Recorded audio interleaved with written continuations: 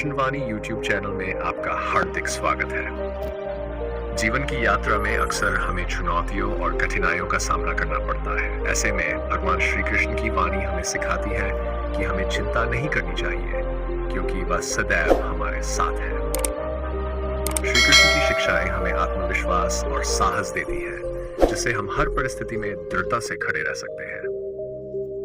इस चैनल पर आज हम आपको श्री कृष्ण की उन अनमोल वाणियों और विचारों से रूबरू कराएंगे जो जीवन के हर मोड़ पर प्रेरणा और मार्गदर्शन प्रदान करती है। आइए इस प्रेरणादायक यात्रा की शुरुआत करते हैं।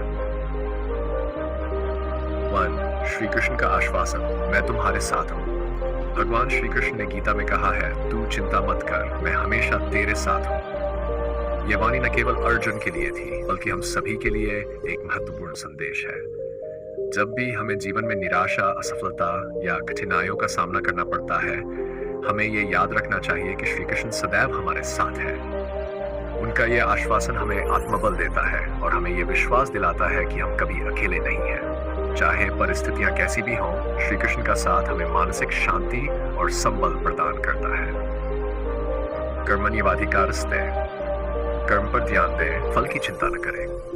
श्रीमद् भगवद गीता में श्री कृष्ण ने अर्जुन को उपदेश देते हुए कहा, कर्मण्येवाधिकारस्ते मा फलेषु कदाचन। इसका अर्थ है कि हमें केवल अपने कर्म पर ध्यान देना चाहिए, उसके परिणाम की चिंता नहीं करनी चाहिए।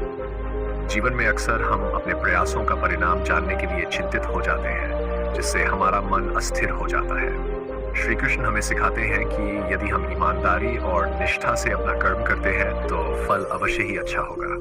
इसलिए चिंता करने के बजाय हमें अपने कर्तव्यों का पालन करना चाहिए और भगवान पर विश्वास रखना चाहिए।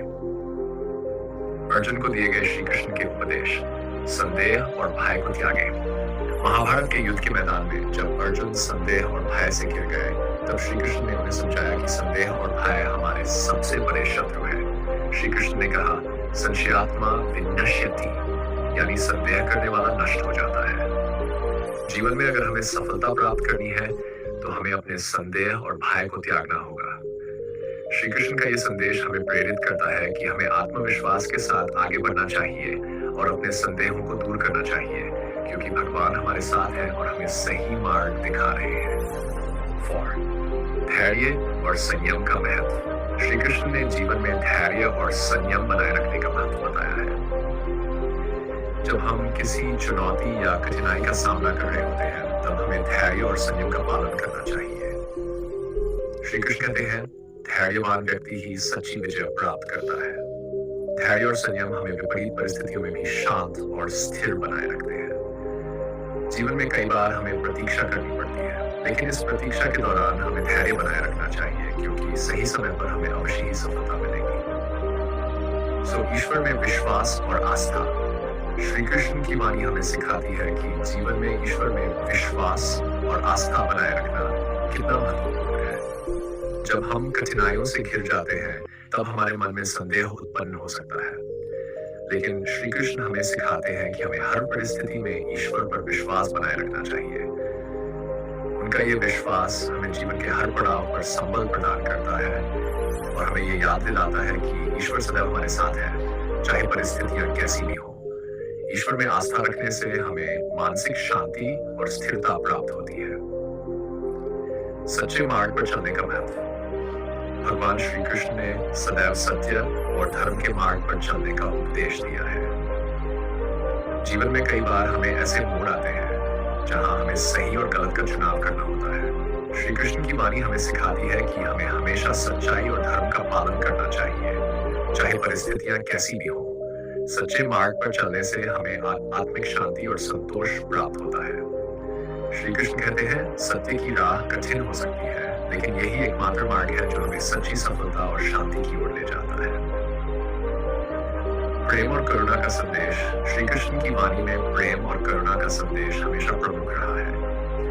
उन्होंने राधा और गोपियों के साथ अपने संबंधों के माध्यम से ये दिखाया कि सच्चा प्रेम और करुणा ही जीवन की आधारशिला है।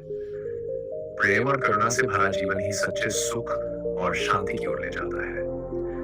श्री कृष्ण कहते हैं कि हमें सभी जीवों के प्रति प्रेम और करुणा का भाव रखना चाहिए, चाहे वे हमारे अपने हों या अन्य।